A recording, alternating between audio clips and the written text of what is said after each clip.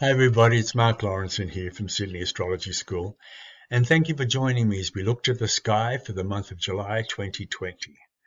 But before we get into the forecast side of things, I just want to go over something with you because I still think there's a few people out there who tend to think we're victims of what's going on out there in the solar system. It's like the planets have this incredible power over us, and we as mere mortals have to kind of cope with what they bring into our lives. Now, I want to say this could be nothing further than the truth because the planets are actually on our sides. They're teachers, basically. They're teachers, they're guides, and they're trying to teach us in their own way to come into alignment with their energy, with their vibration. They're trying to get us to come into attunement with what they are all about and to integrate their energy in the highest possible way. Integrate their energy into our lives in a way where we can become the best version of ourselves via what they're trying to teach us. And it is about giving ourselves and our lives more purpose and more meaning. So if you look at astrology, and particularly the forecasting side of astrology like that, it becomes so much more encouraging.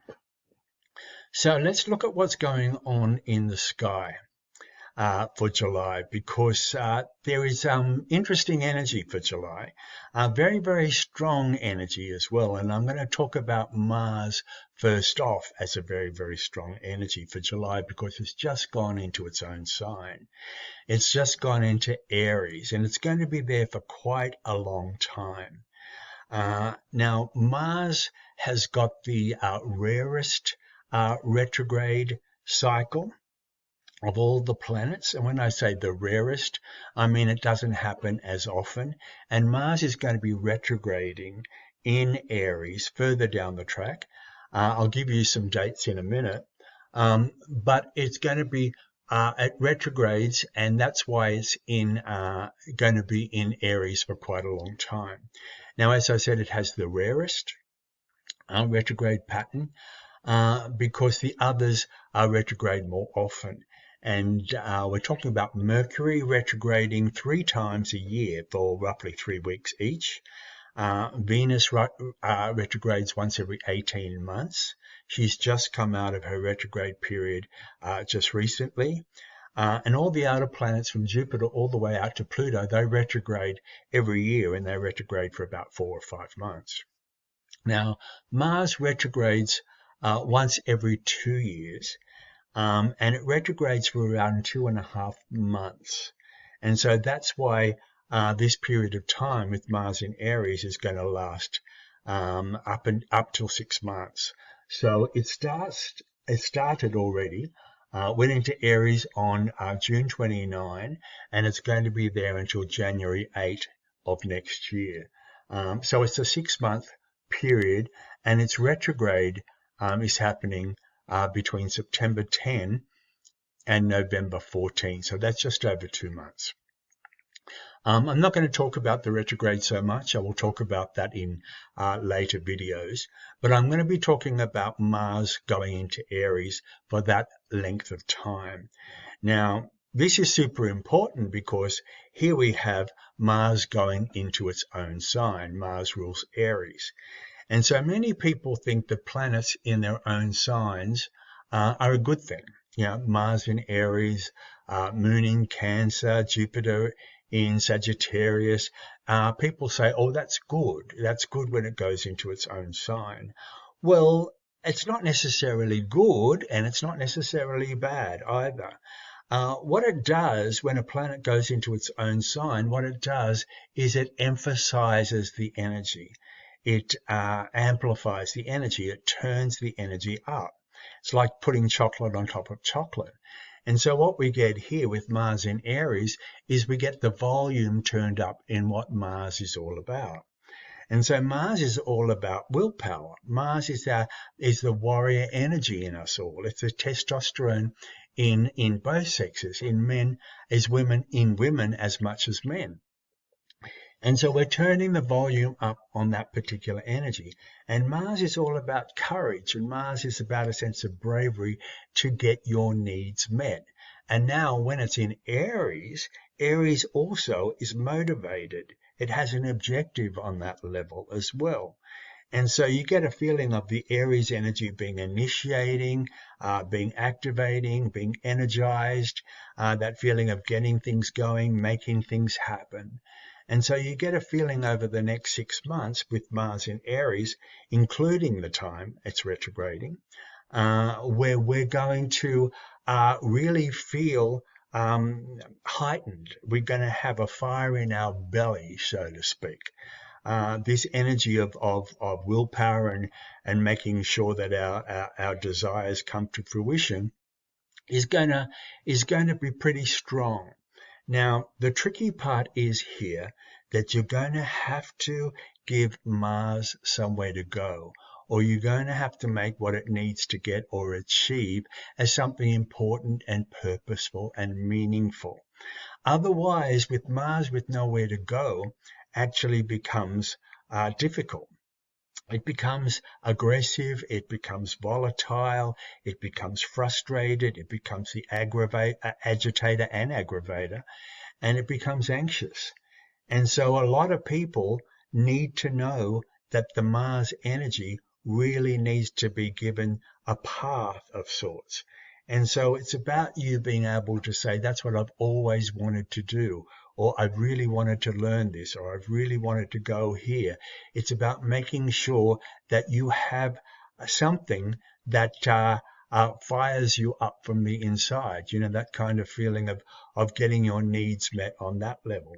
Otherwise, if you don't give this Mars energy somewhere to go as far as what it needs is concerned, it can actually just fester inside of you, and it'll come out in very misdirected and indirect kind of ways. And so please, everybody, please make sure that you are being brave and being courageous by putting your energy or putting your focus or your effort or whatever you want to call it. Effort sounds a little bit more like a Saturnian word, but if Mars is in a part of your chart that requires that, well, then it would have that involved. So Bonnie Ware, a wonderful writer, wrote a book called The 5 Regrets of the Dying many years ago now, and she was a hospice nurse, and it was about people who regretted a lot of stuff they didn't do. And that's Mars. Mars is that part of us that goes down the road of this is what I want, and lots of people didn't do what they wanted or they should have done, that feeling I should have done that. And so it's about us needing to realize that what we need, what we want, what we desire, how we need to get this quenched, this particular lifetime is super, super important for us. Because we don't want to be at the end of our lives thinking, why didn't I do such and such? And we can come up with a million excuses, can't we?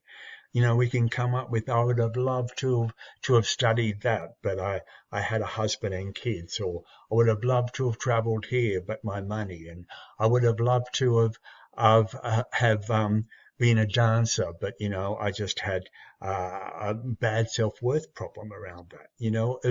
We're always going to come up with excuses around why we didn't do something or why we didn't get something.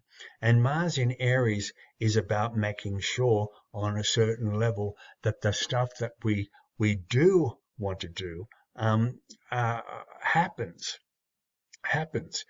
And during this particular period of time, we are going to, as I said, we're going to need to be bold. We're going to need to be courageous, because Mars is always about facing challenges in a way, especially in Aries, facing challenges. And funnily enough, the challenges are generally us. Occasionally they'll come in outside of us, things that we have to stand up for or stick up for or be strong with, or that measure that tests us on our independence, that kind of stuff. But usually the things that get in our way is us.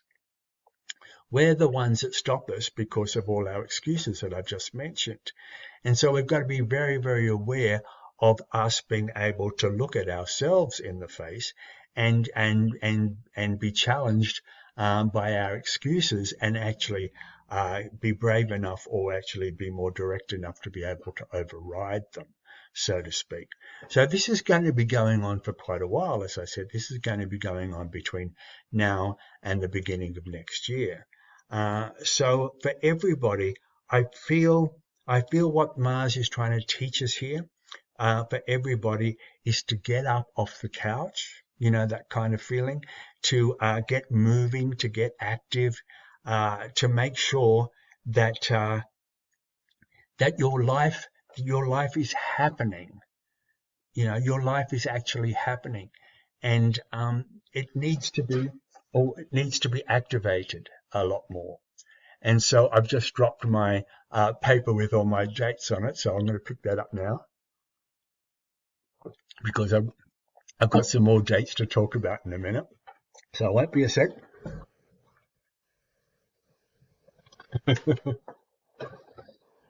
And we're back. Okay. So Mars, as it's going through Aries, it's going to be coming into contact with a few planets. But before we talk about that, I just want to talk about the final eclipse we're having as well. I'm trying to do this in some kind of chronological order. And so the final eclipse that we're having, we had the two eclipses. We had the lunar eclipse and a solar eclipse 2 weeks after it in June, and we got the third eclipse. Now, as I said in my last video, it doesn't happen all that often, having 3 in a row, but we're having the third one. It's another lunar eclipse, and it's happening on the 5th of July. And this will be 13 degrees of Capricorn. That's the eclipse degree.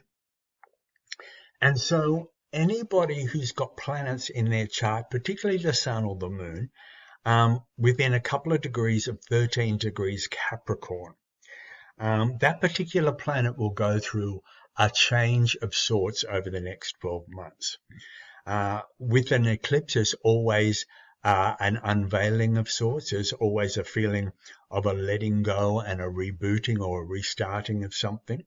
So check out your chart and have a look to see if anything is within a couple of degrees of 13 degrees Capricorn. Have a look at what that planet is, what that planet means to you, and have a look at how it might be moving into new territory for you over the next 12 months or so.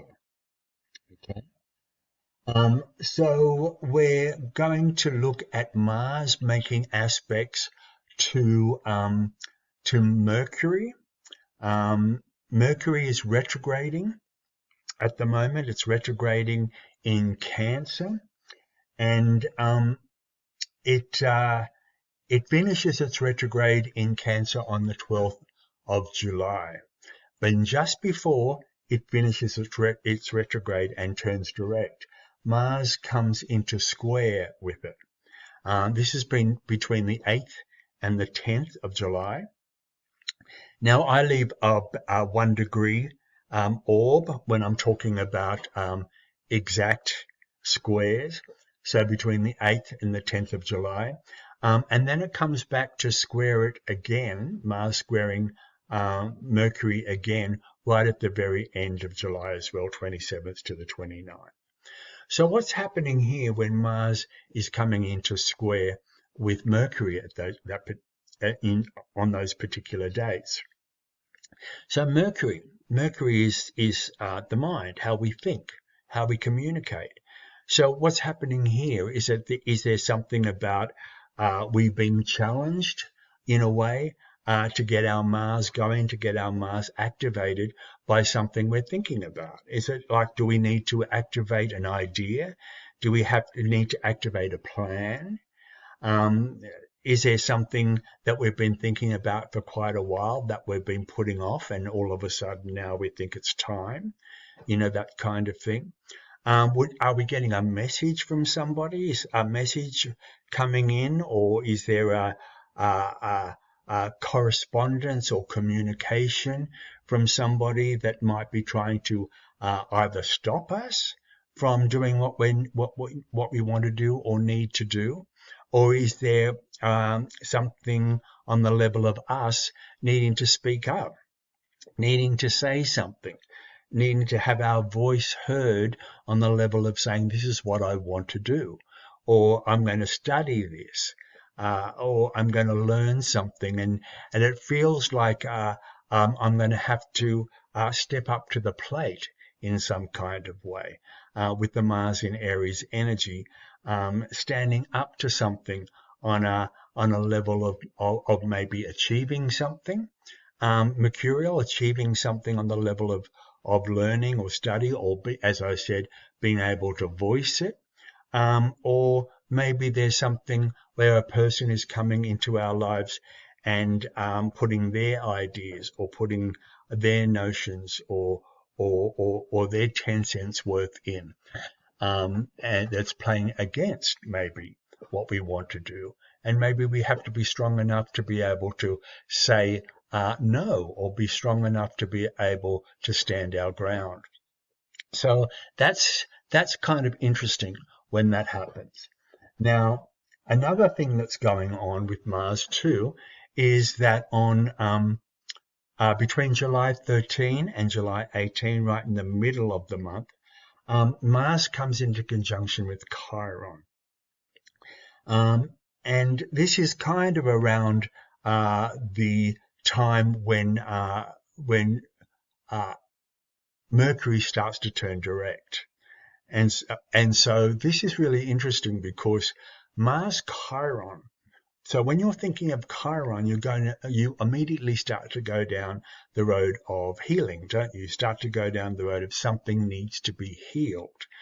And so I'm going to stay with that for a minute. I'm going to stay with what is it that needs to that you need to activate, or you need to be brave enough, or you need to energize. That has something to do with a particular pain or wound that you might have. Now, this could be something about a particular inadequacy, a particular worth issue, self-worth issue, a feeling where you have to overcome a particular part of you, a particular wounded part of you that you might have been holding on to for a long period of time. You know, that feeling of, oh, I can't do that because of my ... You know, and sometimes it can be an actual physical thing. It could be, oh, my knees, you know, or my back or whatever. You know, it could be a physical thing that you use as an excuse, or it could actually be, oh, I've always had a problem in that area, you know, that kind of thing. Something you're holding on to as an excuse that you point to all the time and say, that's my pain, that's my wound, and that's why I can't get my life into some kind of shape. So what's happening here, everybody, is if you're one of these people that tend to do this, this is about doing something about this. Meaning, if it is something physical, then do what you can with healing it. Maybe it's about you having to exercise, or maybe trying some different remedies, herbal remedies, all that kind of stuff, to maybe go down the road of looking at certain ways to be able, or meditation, you know, all that kind of thing. Look at ways, because Chiron is mind, body, spirit connected. And so I'm going down that road of the more spiritual techniques. I'm not saying that medical techniques won't work either, but I'm thinking more spiritual techniques, only because I'm thinking that we tend to hold back a lot using parts of our wounding, or parts of our things, you know, a pain that we're holding on to keep us in our fear, to keep us scared. And Mars is the opposite to that. You know, Mars is about being brave, and Mars is about facing our foe. And so if our foe is something to do with a wound or an inadequacy or a pain that we're holding on to, it's about being brave enough to fix it, or being brave enough to heal it, or being brave enough to do something about it. Now, your pain could actually be, I'm scared to go out and put myself out there on the level of something that I want to study. You know, that it could be that simple. It mightn't be that dramatic. But at the same time, this is something that you're going to have to address. And this is something that you're going to have to put a little bit of energy into, or a little bit of as I said, courage into making sure that this is going to work for you, that this is actually going to heal you. This could be a really, really good time for you. This could be a really good time for you to be able to overcome something, for you to become victorious over something, for you to triumph over something. This is important. This is a really important time. So take into consideration what that means for you. Understand what Chiron is in your chart. Know what your Chiron is about.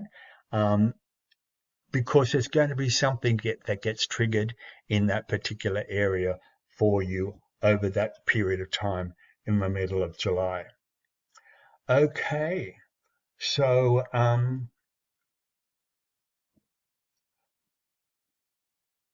the only thing that I'm seeing now that I want to talk about for July is right at the very end. It's right at the very end of July. And we have Venus coming into a final square with Neptune. Venus and Neptune came into square with each other twice last month. And they're going to come into square with each other again at the very end of this month. It's about the 27th of July. They come into 26, 27, 28 of July. They come into square again. Now, this is the last time they square in this bout. And so I just want to end with this one because I think it's a really important one. This is about letting go of something. This is about releasing something. You might be holding on to something on the level of Venus. You know, is there something to do with love, or something to do with security or safety that you don't want to let go of? It doesn't necessarily have to be super, super painful, but it might actually be just something you feel on a level that if you let go of it, it feels like a loss. Your security or your safety kind of goes with it, if you know what I mean. And it feels like that you're holding on to something to do with Venus. So think about Venus in your life. Is it a partner? Is it your husband? Is it something you love? Is it something to do with your creativity? Is it something to do with your money? It feels like you're holding on to something. Because Neptune is always going to be about a dissipation or a dissolving of sorts, a release, a letting go, a coming into a much, much softer place, putting down the backpack, so to speak. And so it feels like it really wants you to calm down. It really wants you to release something. There may be a form of forgiveness here. You know, there may be a form of having to forgive something or a situation or someone, or possibly even yourself, you know, on that level of being able to get yourself off the hook with something. As I said, it might not necessarily be hugely dramatic, but it might just be something on the level of something that has been hanging around now for a couple of months. And it feels a little bit like I really just have to see the end of this now. I have to give it to the universe. I have to surrender it. I have to give it up. I have to allow it to take its form. I have to allow it to go where it needs to go. I can't hold on to it anymore. And for me, when I think of this, I think of this as being so beautiful on so many levels. It's Venus Neptune, you know, that feeling. It's a beautiful feeling because it comes to a much higher version of love, and it comes to a much higher version of yourself by being able to do that. So there you go. That's July for 2020.